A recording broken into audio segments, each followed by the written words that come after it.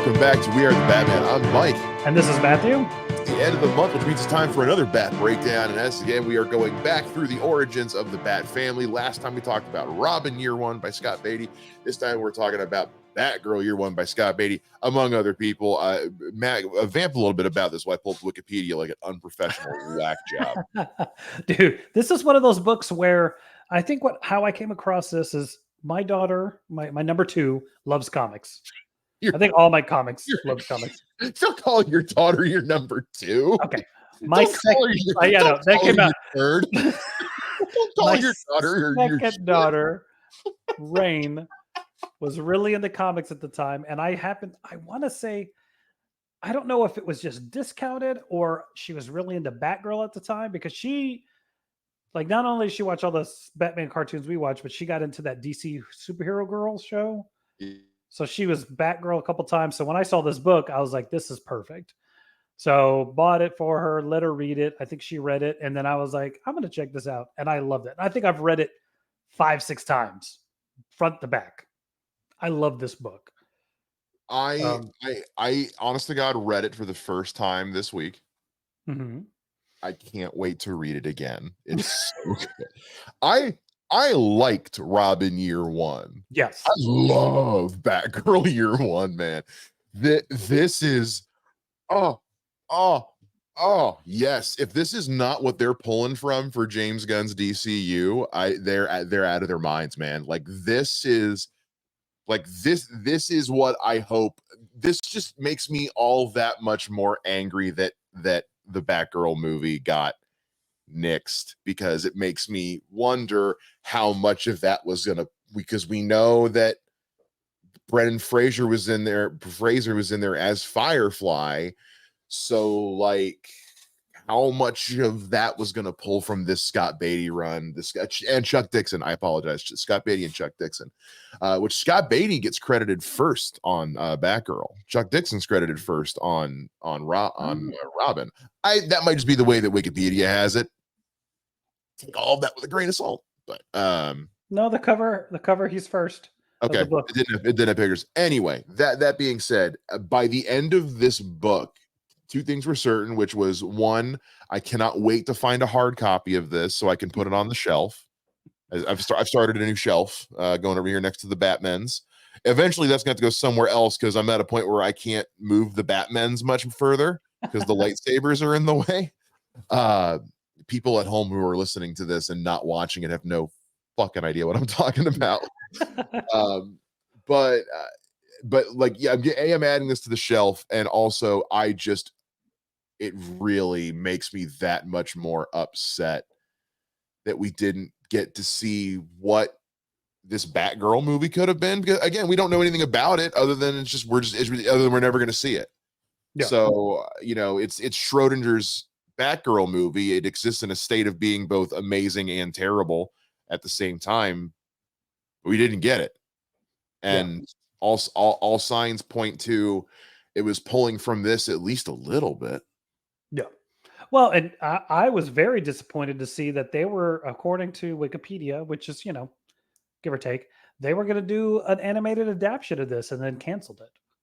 Oh yeah, you're right. And I'm like, how? And I know exactly why they canceled it. But there's two things, I think. One, everybody hated Killing Joke. But two, you've got to rewind Robin. They had set up for the last 6 years, Damian Wayne has been Robin in the animated stuff. You'd have to rewind it to Dick Grayson, because otherwise you get into some weirdness. Yeah, that, or you just do it as a flashback. Or a period piece. So you make it clear it's old. All of those would have been better than anything. You change the animation style. The DC animated stuff is no stranger to playing with continuities. It's not. Look, I would give up all of the Tomorrowverse for an animated version of this comic. I would give up all of the Tomorrowverse for the Batgirl movie to get released. Either one, I really would. I also appreciated that they used part of this in the finale for Batman Brave and the Bold. Which I had forgotten about until I too read it on the Wikipedia, and I immediately went, "Oh, that's right." I really don't know. To to be honest, how long this episode's going to end up being, because I struggle with criticisms on this one. I really do. I don't know how many different ways I can say I love this book beginning to end, and I don't know where to start or end with it. Matt, help me. Sure. The thing I I loved about this is that, like, post crisis, post like pre New 52, there is a weird kind of what is everybody's timeline and origin, which is where these books are awesome. They kind of fill in these year one and origins of these characters. And I think this like just amazingly plays in this weird gap of time where this fits everything and nothing. It can be its own story, and you never have to read anything before or after it, or you can read it and it can be new fit pre New 52, post New 52, rebirth, whatever the new thing that's about to come out now. Like it just is an excellent story, and as self-serving as it is, Dick Grayson's awesome in this. I know, and I hate to continue to talk about Dick Grayson like that, but also like, well, one thing I will point out is I loved at one point how this does become, because it is continuity wise set in. I mean, it takes place immediately following Robin year one, or they overlap, I think, to a certain extent. I think it's like a year. I Is it a don't year? know. Is it a year in between? I'm not It super sure if anybody. everything I think the only reason I say that is we don't know how old she is at the end of Robin year one. We just know she's there. Right.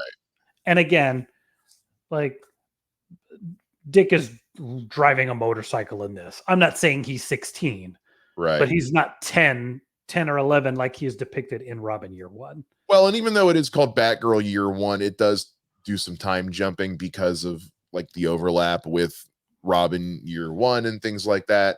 I will say, so just I do have some notes here about some continuity differences. Some of this I got from Wiki, some of this I just had.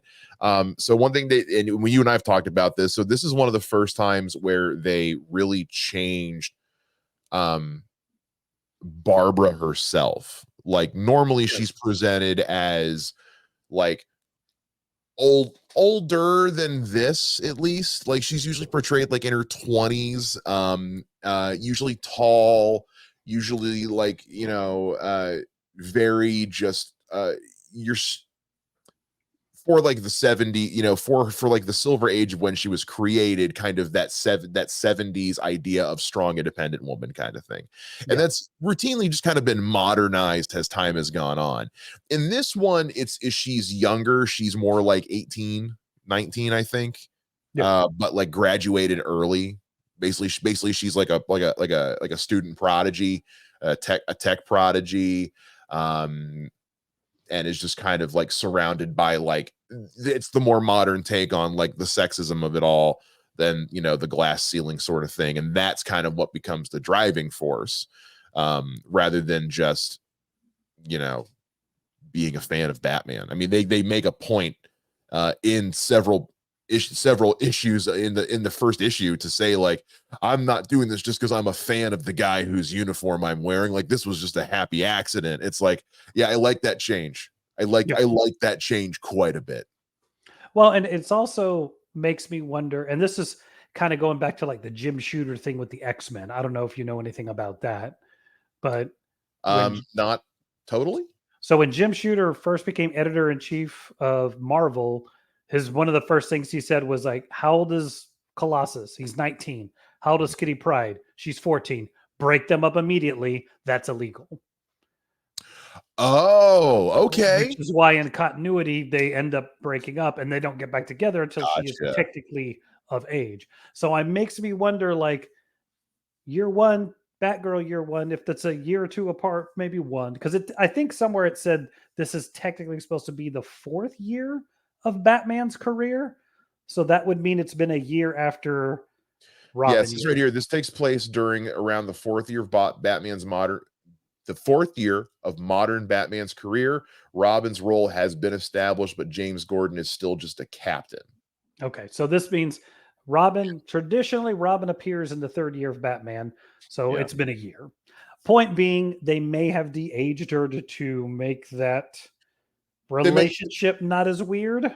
Yeah, because at that point it was reaching like Padme and Anakin levels of kind of weird. Yeah. Are you an angel? Shut up, Jake Lloyd. Yeah. It's not your fault. It's not your fault, Jake Lloyd. It's not your fault. Yeah. You're a good kid. You're a good kid. It was not your fault. Now, jingle all the way. You said yes to that. But yeah, it's also interesting because this is happening earlier in Gordon's career. Like this is a point. This is one of those eras where they really leaned into Gordon is very much an active cop, not just a suit behind a desk asking Batman for help. He's almost weaponizing Batman in a way. You know what I mean? Like he's using Batman like a special, like a Black Ops K9 unit.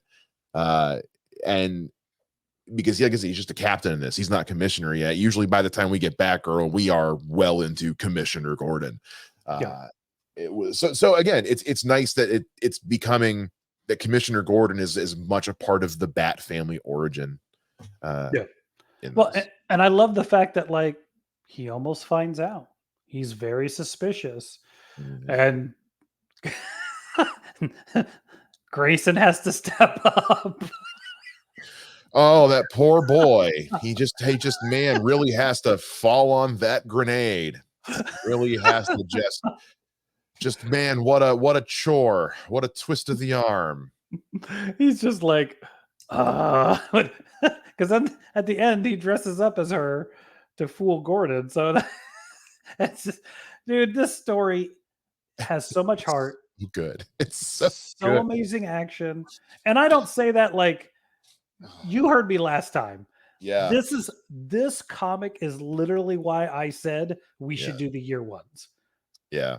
Like this is because we've all read Batman Year One. We all know Batman Year One. It's incredible. I knew that these other ones existed. I was just like, and I guess we liked Robin. I liked it quite a bit.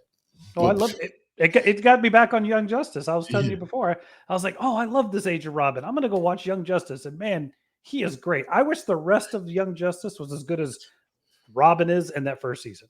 Yeah.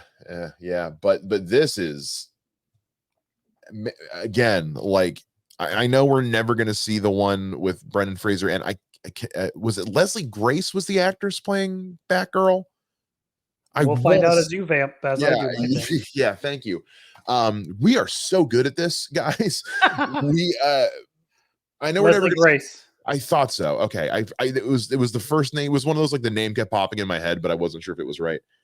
I know we're never going to see that movie. I hope if and when I'm sure the time will come that it's time to bring Batgirl into the DCU. I hope James Gunn finds a way to make it work with McKenna Grace in some fashion, or Brendan Fraser, or both of them. Because it really is a bummer that movie got that far into production and never got released. But also like, now that we're in a post the Flash world, we understand to an extent why part of it couldn't be seen, because it had Michael Keaton's Batman. Would make a lot of sense. Anyway, but that's neither here nor there. But what I'm trying to get at is just I want to see a good adaptation of this story. I really do. I took some I took some notes and some stuff of some things I really liked that I really wanted to bring up here. So I love there was a point where she says in the early one of the earlier she's fighting Killer Moth's goons, and she says Batman would have ended the fight 3 minutes ago, but he wouldn't be having fun. Yeah. And I love that because it's true. All the Bat family, the difference between them and Batman, it's still fun for them. I love that. There's a moment where she breaks one of her heels on her boots, and I love that comes back to play when she I loved the montage of her redesigning her costume. Yes. I always like when they did that in Hawkeye of him making the trick arrows. I was like, where has this been for 15 years? Um, but I also shout out to I gotta scroll up and get the artist name real quick. Shout out to Marcos Martin and Alvaro Lopez and for the keeping that continuity throughout the whole fight. They make sure that the one boot still always has the broken heel, which was Mhm. really cool. There's a moment where she goes into the Justice Society's headquarters and she's monologuing about my fate, and they put the bubble that says my fate right above the helmet of fate, and I appreciated that. I really did. And I also love, speaking of Dr. Fate, there's this moment with him and Wildcat after he chases Barbara Gordon off the first time. Mhm. And he says, what do you see for her? And he says, I see triumph and tragedy. And, it's one of those, like, if you know moments of like, ah, oh, I know what that means. Oh, Yeah. that hurts. That's very sad. But it was and those were all in like the first issue or something like that. So that's not a huge Yeah. spoiler or anything. It just, yeah, just really great moments that stood out to me like in that first issue that let me knew. I mean, I already trusted the team on this one, but it was like let me knew, oh, we're okay, we're in good hands. And Yeah. there's a lot of other allusions to Barbara Gordon's future in the word choices they use in her monologuing, words, careful usage of the words paralyzed and things like that Yeah. really stood out. I also love the art because the problem I have with so much comic books when it comes to action and martial arts, it's always like, look at the sidekick. Look at the Yeah. sidekick. No one ever does different kind of kicks. So the fact that she does like spinning kicks and all this different kind of stuff is cool. The action is awesome. I mean, I know I said it before, but I'll say it again. The relationship that they create between Robin and Batgirl in this is hilarious. I mean, he randomly kisses her. And she's like, whoa. But at the same Yeah, time, doesn't deck him. You're like, mm-hmm. deserved it. I I mostly love the relationship specifically between Batgirl and Robin. Yes. Calling him Pixie Boots all the time when he takes her to, basically the holodeck. Uh Yeah. the scene from Men in Black where Will Smith shoots the little girl in the head. Yes. I loved that they find out that Robin's the bad guy the whole time. I loved, again, they carried over like the writing style, the art style of like Alfred's narration. Yes. When we were there, I loved in, and I think it was in Moth to a Flame when we're getting her, was it Moth to a Flame? Yeah, when we're getting her case file monologue of like her profile of Killer Moth and how just woefully wrong she is. And it's like, oh, he's just totally, oh, well, this is this guy. Oh, he's totally loaded. And she's basically spelling out Bruce Wayne, but we're Yeah. seeing he's like, oh no, he's broke as shit. He's basically land rich. He's cash poor, Yeah. it's hysterical. Who'd have thought I would have found Killer Moth a compelling villain in a I book? know. Like you start kind of like, oh man, bro, sorry. Because to me, Killer Moth is and forever will be one of just the villain in one of my favorite Teen Titans episodes, the prom episode, where he's just the father to a spoiled little girl. Is all it Yeah. is. Like yeah. So this, when I was like, really, Killer Moth, I was like, but I was hella into it. Yeah. I also look, Black Canary is one of those characters I don't think gets the love she really deserves. Mm-mm. And to see her here and the way they interacted, given that Birds of Prey like prologue to what comes later, I think was a heck of a lot of fun. So I'm really, Yeah.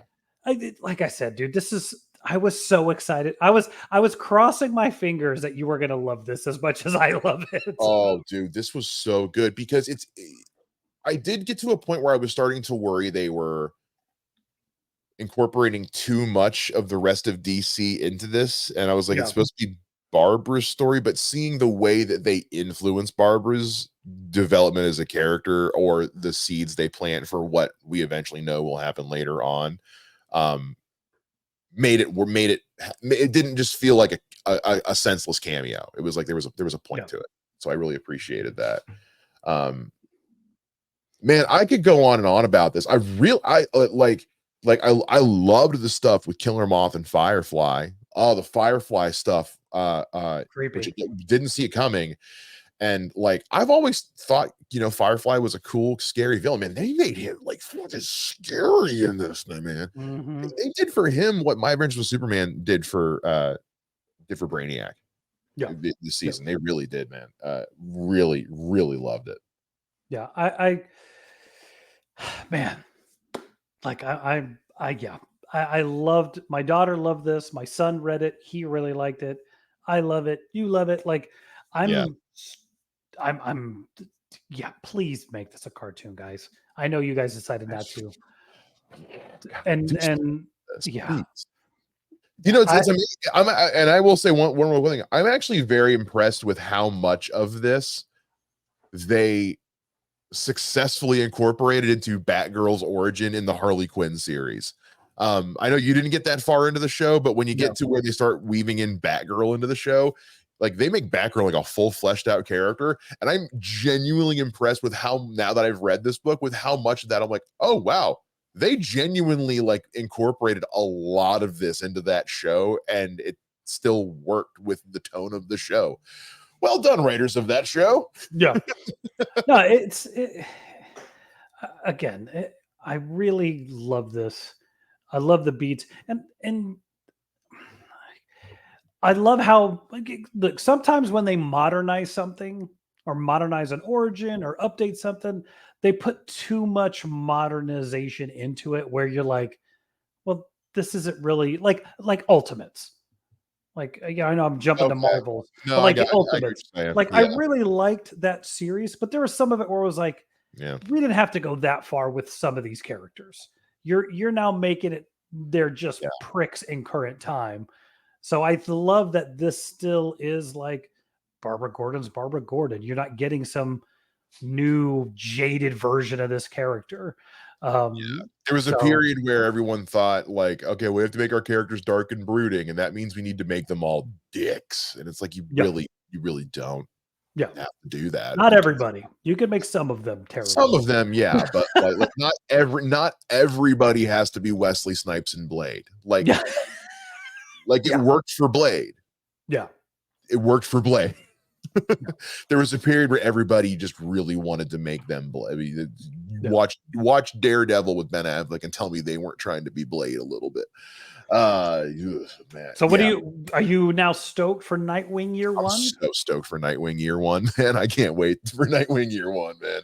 I I, honest to God, like I might not wait till the end of the month to read it. I usually like to wait till the week of, so it's fresh. I might read it like this weekend. no, this is fantastic. Uh, I really do hope we see more of. I know this has been almost 10 years because isn't something coming out about this Yeah, every year? there's a Coincidentally, when we decided to do this, this was not planned. This fell into our lap completely by coincidence. Nightwing year one. Why is the Wikipedia? Why is it not pulling up? I don't like Google sometimes. Really don't. do you want me Uh, to find it? good. I got it right here. Thank you Okay. very much. Yeah, there's uh, a special anniversary edition of Nightwing. It's like a compendium of Nightwing year one that's coming out. That's basically just all of these things, Yeah. just all of them, just all of them. Um, uh, and we were originally going to. I know some of you are saying, "Well, wait, I thought you guys said you were going to do Batgirl and Robin year one next." We discovered that those are the same thing. Yeah. There was a collection of the 2 year ones into a book, and I We did got not ahead of pay attention ourselves. enough. We got ahead of ourselves. We didn't click the link. We didn't. We just read the headline. Matt, we're supposed to be Yeah. better than that. So yeah, Hey, so we're doing Nightwing year one. looking at this cover for this Nightwing Year One Deluxe Edition, there's Yeah. something I'm curious about. Okay. So Robin Year One, Okay. Chuck Dixon, Scott Beatty. Beatty. Yeah. Batgirl Year One, Scott Beatty, Chuck Dixon. Yeah. Nightwing Year One, Chuck Dixon, Scott Beatty. So I want to know why the name switch. I do too. I'm I'm curious. curious about that. What? Because alphabetically, Beatty goes Beatty's first. before Dixon, Yes. but maybe it's Chuck for Scotty. I don't know. I'm curious about that because you said something about that, and when I saw that in the now I know Chuck Dixon has been synonymous with Nightwing at that time. He was writing nearly all the the Batman stuff. But it's probably just like movies. They just place their names based on ultimately how much each person's contribution. That's it's why Edward Norton didn't get a writer's credit on the Incredible Hulk, because they didn't use enough of it's the Snyderverse. Yeah, it's why Zack Snyder's name is still on the Joss Whedon version. Joss Whedon reshot less than half of the movie, so it was still enough of Scott. I think it's like 75%. I think is as long as 75%. So yeah, maybe it's just a matter of like how much of each person's contributions they used. I don't know. Someone feel free to let us know. If you're on YouTube, let us know in the comments. Please, hit us up. Let us know. Yell at us and tell us how wrong we are. But look forward to that at the end of August. I'm looking forward to reading that as soon as possible. I'm so glad we read Batgirl Year One. Loved the hell out of this. Yes. Like I said, like next screwing around paycheck, I think it's the next time I go nerd shopping. I'm looking for a hard copy of that somewhere. I don't know what else I can say, man.